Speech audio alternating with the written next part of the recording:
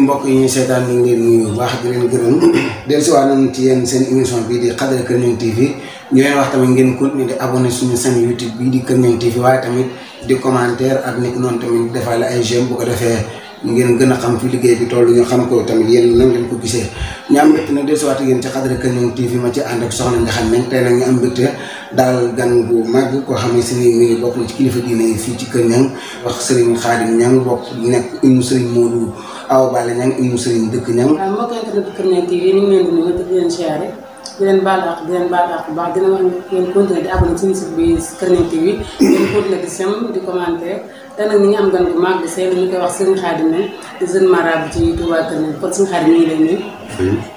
di nuyu sëñ Modou gannaaw loolu di leen ñaan ngeen ñaan mu nuyu mbokk réew mi ak mbokki jullit yi ñuy seetaan mbokki taalibe yi rawatina di ko xool ci seen bi ñuy wax Kër Ñang TV rawatina waa Kër Ñang bi ñu dëkk di nuyu ñëpp di leen ziare di leen balu àq te di leen baal ci weeru tedd bi ñu nekk mu di ashhur Ramadan al-mubarak di am mbégte bu baax ci émission bi dara gi ngeen ñu dalal muy nag loo xam ne baaxul sax di ko def waaye wax dëgg yàlla gis nañ liggéey bi am solo koo xam ne ak it ni site bi doxee ñu rafetlu koo xam ne jàpp nañu suñu participation daal mooy joxe émission bi. bu baax di première question bi suñu Xaadim mooy gis nga kooru ren bi li mu dajeel mbas mi ak couvre-feu bi ñu gis na koor yi fi daan jàng yëpp mos a tombé lii ndax kooru ren bi am na différence ak koor yi fi daan jàng. am na différence ak koor yi ñu daan jàng bu baax a baax par rapport ak ñi baaxoo xam koor noonu yi ci war a xew ak yi ci daan am par rapport ak kooru ren gi wax dëgg yàlla gis nañ ne ñun ñëpp jullit di daan bëggee ak ni ñu ko daan bëgg di ko defee loolu manqué na bu baax a baax mais nag ku nekk xam ne situation réew mi fi mu toll moo tax it koor gi man ci sama xalaat jàpp naa ne moo tax mu demee nii mu demee am naa ci ay xalaat ak i gis-gis yoo xam ne ñun duggee ci biir waxtaan wi danaa ko gën a leeral waaye koor gi moom ku nekk xam ne ni ñu daan demee wax dëgg yàlla ak ni mu demee ren doy na wax trop. juste ma première question dama koy jagle lu jëmee ci état bi ak ni muy gérer li nga xam si moo di Covid 19 ba mu ci duggee ba léegi est-ce que jàpp nga ni état bi mi ngi wax dëgg askan wi par rapport ak feebar côté état bi man côté bu dee côté état bi ni ma gisee dëgg-dëgg xam nga état dafa war a am nu mu war a taxawee ci ay citoyen mooy feebar bi mu amee ci commencement bi état dëgg-dëgg communiqué wu ci feebar bi dëgg-dëgg ñu ci war a communiquer ak réew mi parce que communication bi biñ ci njëkk a def début feebar bi comme nii affaire bi nii situation bi demee ak ni ñu communiqué lépp loolu moo ko waral parce que état du wax lu dëgg ay citoyen te loolu ngay sentir yow. te loolu laa gis si nii affaire bi demee lépp loolu rek la parce que da nga sentir ni communication bi baaxul alors que couvre-feu am na fi état d'urgence am fi loolu lépp nga jàpp ni communication bi des na. waaw parce que couvre-feu bi xam nga sëñ Modou dafa am loo xam ne il faut tamit réalité boo xam ne il faut que tamit ñu wax ko te leeral chaque pays boobu ak ay réalité Sénégal dafa am noo xam ne man couvre-feu bi d'accord naa sax ñu def ko mais y a une façon de faire ni ñu ko defee moo baax xam nga na ngeen dugg seen kër 18h ba 20h bu ngeen génn ak Sénégal ni réew mi demee nga xam ne ay góorgóorlu ñoo fi nekk man nga ne taux de chômage bi toll na foo xam feebar boo xam ne loolu boo ko ci yokkee rek day indi beneen situation beneen mbir lay indi boo xam ne fi ne tey ñii mbir mi demee te gis nga ni mu demee def malgré def nañ couvre-feu mais te feebar bi mi ngi ko ne di law c'est-à-dire moo la xam ne kon état bi ni mu ko doxalee noonu baaxul. alors nan nga bëggoon ñu doxalee ko kon c'est-à-dire man nañoo def noo xam ne man ci li ma gisee feebar par rapport ak bi mu commencé ak léegi ak ni muy dox état bi mënoon na exiger ñëpp ay masques exiger ñëpp ay masques ba noppi exiger ci marché yi maanaam ñi ñuy jënd ñuy mayante 2 mètres chaque personne ñu mayante 2 mètres loolu ñu teg ci ay loi teg armée bi mi ngi fi bu ko police ak gendarmerie matewul armée bi mi ngi fi ñu nga tas leen ci marché yi bu ko defee yaakaar naa ne man loolu dana nekk loo xamante ni dana xeex feebar bi. te réew mi tamit nii situation bi demee nga xam ne ku nekk xam ne crise économique. ci lañ nekk nii te ci lañ jëm. loolu couvre-feu bi ni ko président dafa def moom. dëgg de damaa seetaan benn télé. am benn kii bu nekk mu wax ne. couvre-feu bi.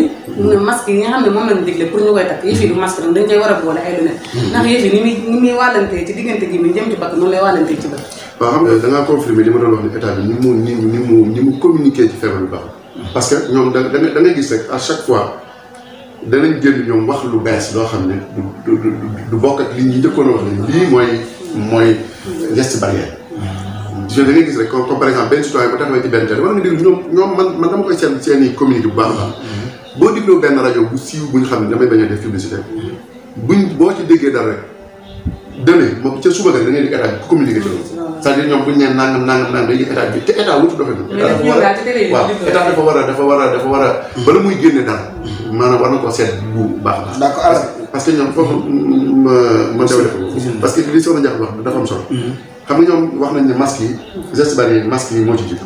raxasu nang mais bët bi dem docteur moo génn wax ko dama tudd ci télé bi. wax ne maanaam mën nga takk masque te boo tëkkul ay lunettes protéger wu léegi loolu. waaw loolu nan lay def. manque d'information quoi. mais masque yi nga wax ni suñu xaalis il faut ñu ñëw ci. parce que da nga expliquer ni état dafa war a exister ñëpp ay masque mais est-ce que budget boobu am na fi pour que sénégalais yëpp takk masque bu fi budget bi amee est-ce que tamit contrôle bi dana suffisant pour nit ñi mën a respecter li nga xam si mooy décision bi nga wax nii. waaw xam nga loolu boo xoolee xam nga mooy dama la wax ne la Sénégal yàlla xaw na leen defal ndimbal tuuti ci masque yeeg yooyu. parce que boo xoolee ñun am nañ ay tailleur. tailleur lu jafe bitim réew man def naa bitim réew xam naa bu baax. foofu noonu am nañ ci état bi mën na génne xaalis boo xamante ni du nekk xaalis bu bari boo xamante ni tey problème kii masque daal bu fekkoon état bi mu bëgg na ci loo xamante ni lu doy la. lu mën a nekk la parce que am nañ ay tailleur yoo xam ne tey. mën nañ ci participer état bi am nañ leen jox ñoom ñu defar ay masque. ak contrôle bi te loolu la preuve boo xoolee ba léegi Sénégal amul problème masque. d'accord léegi contrôle bi ni nga demee. contrôle bi mooy dema la xam nga armée bi yaa ngi armée boo xam ne mi ngi nii. d'accord xam nga état bi mën nañ leen mën naa génne armée bi parce que ku ne xam ne police ak gendarmerie moom loolu su état bi bëggoon def police ak gendarmerie képp mënuñu ko def mais armée bi mi ngi fi armée bi mi ngi fi tey Sénégalais moom li xam nga dóor rek yooyu yëpp jamono ak temps dafa dépassé yooyu yëpp mais gis nga nit moom bu làmbee ci poosam ñaari du ko defar d'accord loolu état bi bu indi woon maanaam teg ay contravention ku ñu jàpp fay loolu lu cher bañu laa tëj bañu laa def dara man maa la wax ne la ñëpp dana respecté couvre-feu bi ñëpp dana respecté tamit mesures yooyu noonu nga xamante ne waxoon naa ne état mënoon na koo jël ñoom ñëpp a koy respecté. ñëpp a koy respecté man loolu man sama. gis nañ ne vendredi bi passé jumaa yi ñu bëri dañoo génn dem julli ji. ñu gis naa man imaam yi ci jot a jàpp ba xalifa la na seen bi ñun bu leen nag ñu gis benn xalifa bu dem commissariat yow sa gis-gis si loolu. loolu maa ngi masawu xalifa bi d'abord ba noppi nag ci wax ne lu yéeme la. lu yéeme la mais di jël si ci ne état bi ñi mu doxalee ci couvre-feu bi. ak état d'urgence ba tey baax day ni mu doxalee ci côté maanaam côté diine ji. ni mu ci doxalee nii.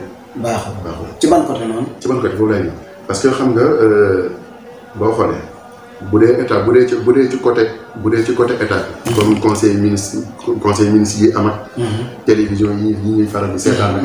lu ci nekk état bi dafa leen exiger ay mbir yoo xam ne nit ñu ne la sëñ Modou mii ak comme par exemple ñu toogee. waaw àdduna bépp ñu seetaan Kër Kii bi.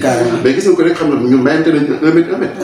mais jàkkee yi lu tax teguñu fa ay police ak i gendarme teg jàkk ju nekk ay police ak i gendarme ku dikk ku nekk ñu ne la lii ak ñii lañ fiy jullee soo ko respecté police jàpp la yóbbu ñu mayante 1 mètre 1 mètre.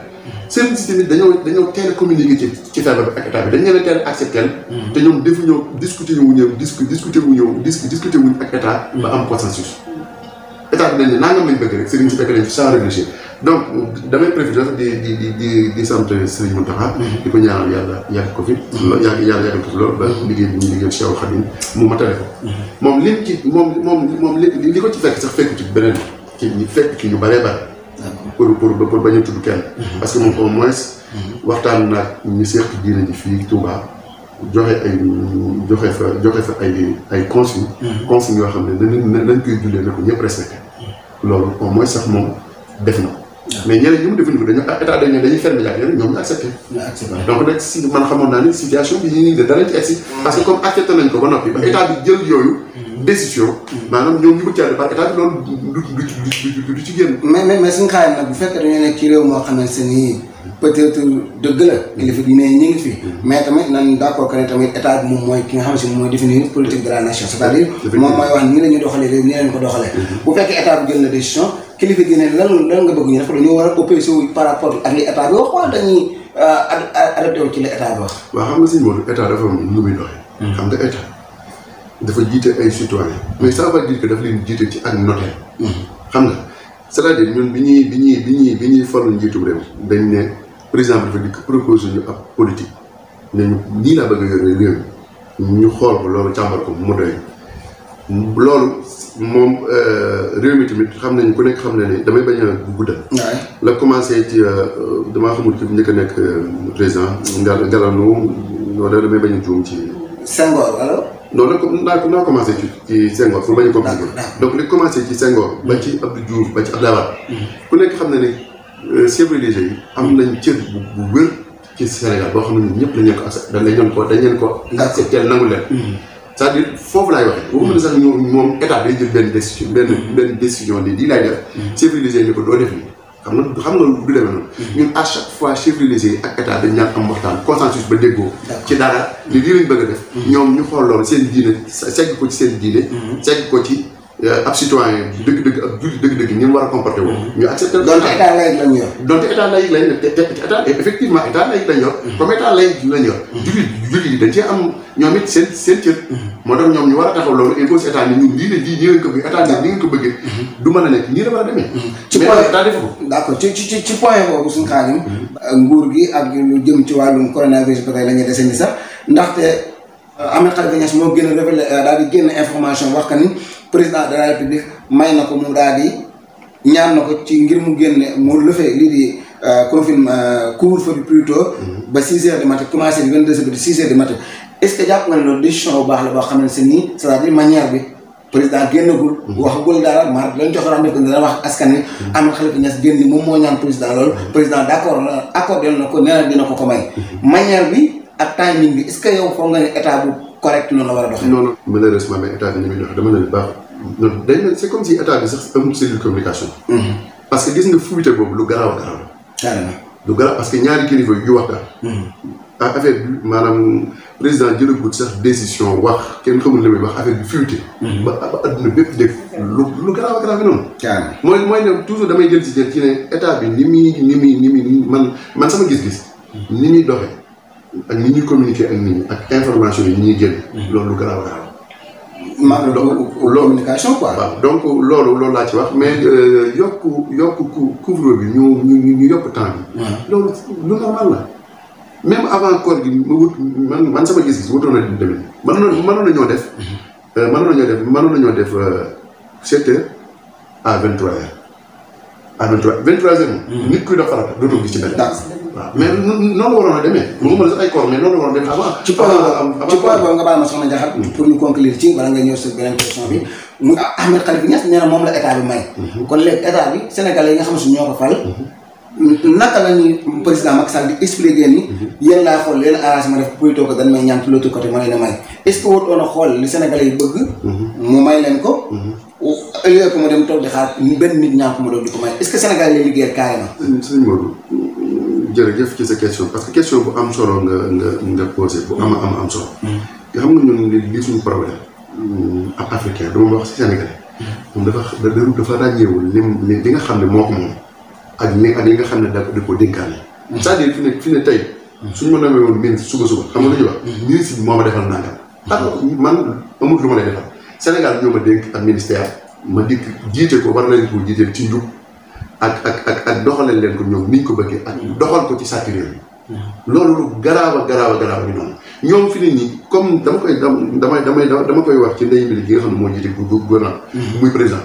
da ngay dégg naan président damaa defal nangam président daal yow président dana defal nangam lu garaaw bi noonu. président amul lu muy defal kenn moomul dara amul dara ñun ñoo ko dénk suñu yëf mu war a jiite réew mi ci njub ak tër ko ci ay loi jiite ni tamit ci ñi war a jiite ab citoyen bëgg am réew moom président d'abord ndax nit mbir boo ko bëggul doo ko mën a dox la santé du président bëggul réew non foofu laay wax parce que xam nga sax man non waxuma ne président bëggul réew parce que ni muy doxee ni muy doxalee des na bu baax a baax ak waa réew mi parce que léeg-léeg man gis mu def loo xam ne man dama naan soit président xanaa amul ñu muy diisoo xam nga loolu c'est impossible. man nga ñu jox benn misaal ci li nga wax.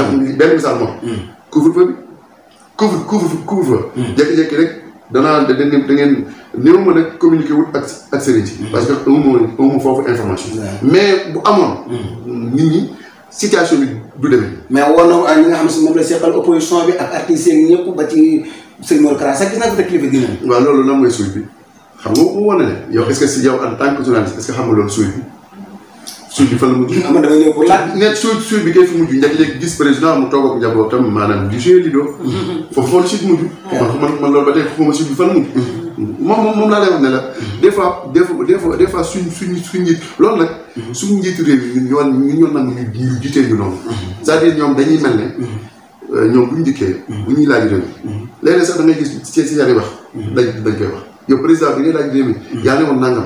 yow yaa ne wala ministre yow ni ñëwoon nga suñu dëkk yaa ne woon nangam mën na non loolu waxi politique rek mais loolu lu garaaw a ngi noonu. waaw lu garaaw. waaw suñu xaalis moom ñu gis ne seen maaraay yu bëri ñu ngi yëngatu ci wàllum politique bi. ñu gis ne yow gisuñu la ci loolu ndax ëllëg mën nañ laa xaar ci politique bi. c'est ça c'est question yoo boobu day la waaye foofu moom dama la ci tontu xam nga politique moom ni muy doxee fii surtout fii ci Sénégal dafa xaw a doy waar.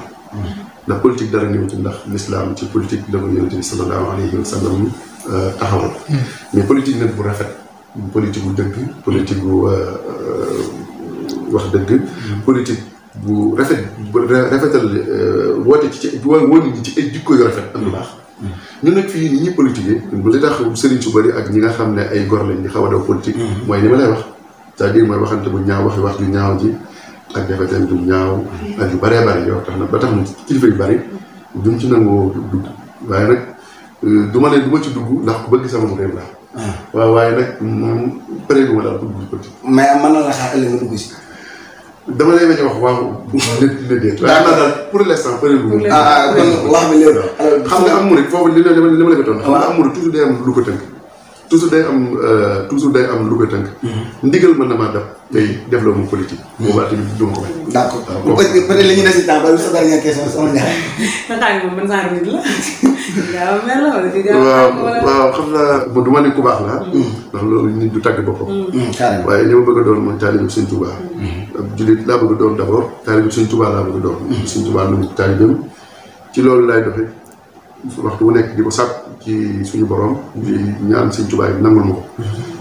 nit ko gis nag am na ay défaut ak ay qualité loolu dama koy bàyyee Sénégal nit ñi seetaan ñoo luñ ci wax loolu am wàllu dimbali nga xam si président génne na ko ak coow li ci toppaat lépp moo xam goroom ak wàllu mbiru Diop si parce que mbiru Diop si li ma ci gën a frappé mooy que ni camion bi nga xamante ni moom moo la yóbbu ceeb bi camion mbalit la man loolu ba tey mënuma comprendre alors da nga ci joxe sa xalaat ak lu jëm ci wàllum dawlin bi ak yokk courant bi surtout bëri na région yoo xam ne jotaguñ ci li nga xam si moom la ndimbal loolu président la joxe sama incha allah. waaw loolu si dama la ci résumé rek.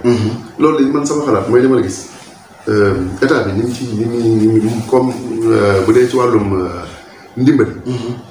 man jàpp naa ne sax am na lu gënoon a nekk farata ñu ne faral rek ñu bindal. boo xoolee ñu nit guñ ci situation aide alimentaire nga xam ne nit guñ ci ndax gisoo fi ne gisoo boobu ñuy xiif bay tëdd. carrément feebar bi fi ni nii boo xoolee Madagascar. nga jël ci ñoom référence. ak exemple ñoom dañ ne faral ñoom ñu jël seeni chercheur dooleel leen ñu xool liy rey feebar bi Sénégal ñun c'est comme si amuñ ay universitaires yu mag yoo xam ne ak ay borom xam-xam yoo xam ne tey ak ay chercheurs yoo xam ne waroon ñoo jóg def ay analyse xool feebar bi tey lan mooy faj jàngoro ji. mais ci luubal yi suñu xaar yi. waaw dana ñëw foofu.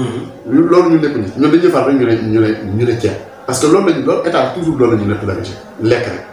lekk ak yu mel ay privilège rek. c'est grave moo tax ñoom dañ defar rek ñu ne léegi naan feebar ñii naan nañu dajale xaalis naan mais ci côté pour ma dellu si nga baal ma rappelé ma question muy jëm ci wàllu luubal yi ak mbirum Diop Sy ak ba ci goro président Macky Sall am si mu moo doon yoroon mbir mu def waaw loolu moom suñu ak scandale yi ñu ci dégg quoi waaw ni ko déggee noonu laa ko déggee parce que man bi ma ko déggee man j'ai été surprise comme ñëpp ndax jàpp naa ne tamit situation bi fi mu toll ak président bi mi keroog muy def discours boo xoolee kanam il a l'air quelqu'un très sérieux koo xamante ni maanaam tamit mbir mi jaaxal na jàppoon naa ne li mu ciy def ak woote ci consensus woo opposition bi woo kilifa diine yi woo ñëpp xaaruma ci woon su ma la waxee sama dëgg très sincèrement benn scandale jàpp naa ne président li ne ci boppam mooy defar feebar bi ni mu fi jógee ak it dana ko teg ci yoon woo xam ne kenn du ci dégg lenn lu may àndandoo nañ yëkkatee ndoo tegal ma ko lépp jàll wax dëgg yàlla franchement ak état bi ni muy ak régime bi moom li muy doxee ci scandale ak mënoo toog fii di ko lim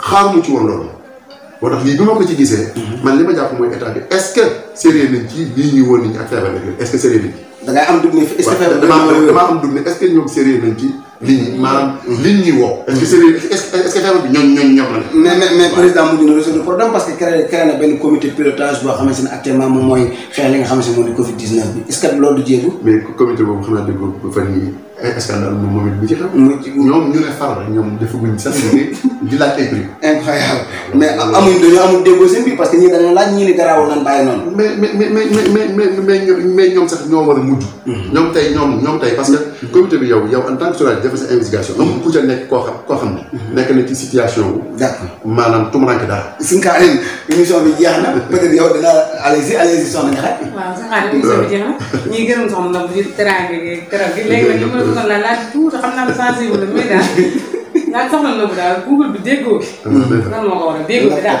dafa teg macha allah waaw laaj nga ma laaj bi neex laaj ma neex boobu moom neex na ci waaw soxna soosu moom yàlla moom moo ñu boole xam nga soxna moom suñu borom moo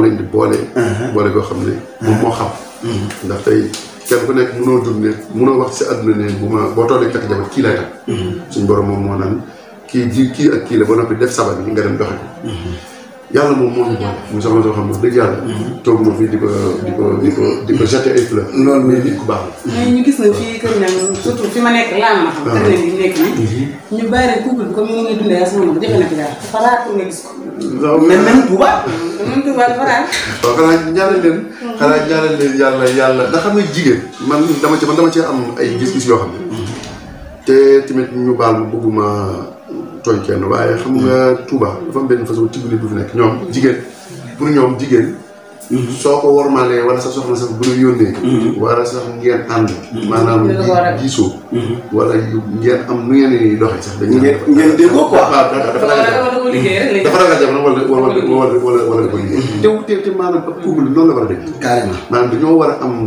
wala ab complicité am télépathie am lépp di diisoo di waxtaan di sotti xel te xam nga jigéen boo ko yërëmee maanaam attaché wu ko di waxtaan ak moom rek mun leen am problème d'accord xam nga dañ naan jigéen xel mi dafa sëgg ñu ne man gisuma loolu man sama soxna man maa ngi leen di waatal ci yàlla am bépp ak may seetaan man naa waat ci seen Tuubaa ne mi ngi nii dem leen ngeen laaj musuma toog moom xuloo moom waxante ak moom lu ñaaw. macha allah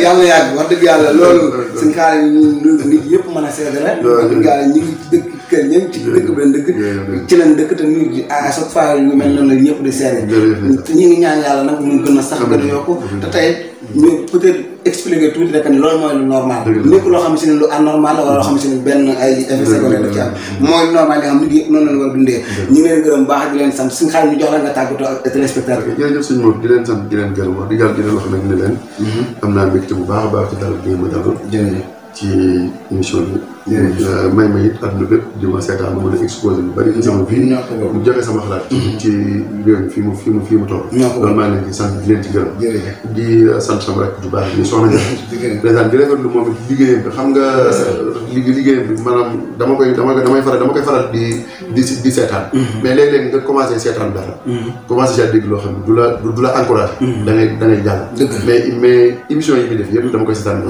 mu jeex macha allah parce que da boo ko digloo même boo ko digloo rek yow sa jëm bopp sax yow tuuti di que ni man soxna Ndiakhate mi sax mi may jàngal.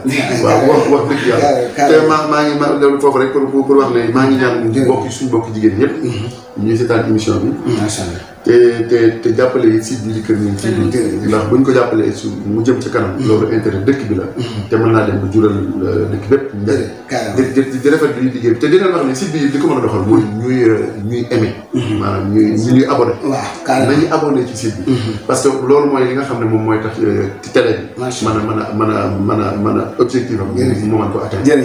jërëjëf sëñ Khadim ñu recevoir ñu fii ci këram tey jii di gërëm tamit soxnaam nam wax dëgg yàlla moom tamit teraanga ji yëpp def na ko fii ñu ngi koy gërëm baax di ko sant sëñ Khadim ñun dañ lay gërëm ci ouverture bi nga am nangu ñu émission bi waaye yemoo ci nga génne li nga xam si moo nekk ci nangoo wax ak ñun jeeg yëpp wax dëgg yàlla gis nañ ko lépp lu ñu wax rek xamal ni dafa lu ñu fàttale waaye ubbeeku gi ak nangu wax ak ñun gi ak ni nga exprimé wu te amoo ci benn problème loolu lépp ñu ngi la ci gërëm baax di la sant wax dëgg yàlla tey rek laa la wax émission bi nga nangul ñu ko ñu ngi la ci gërëm baax di la ci sant di gërëm ñëpp ñi nga xam si ñi ngi seetaan Kër Ñang TV woo leen di abonné ak di commentaire yi nga xam si mooy suñu site bi di Kër Ñang TV ndax am na ci solo. ñu gërëm ñëpp sant leen di gërëm sëñ Xaadim ñoom ci jàppale liggéey oyof gi sëñ Xaadim moom sama xarit la yàgg nañ bu tey démb la woon ñoo ngi koy sant bu baax a baax di gërëm nag Tata Diarra Fall mooy jaar si musóor yi jaar si kanam ji ak soxna May nag sama chéri di gërëm soxna Nabou Samb suñu chéri bi nga xam ne moom lañ fekk si woon tey di leen wax ngeen wéy di abonné te jàpp ci kër site bi di Kër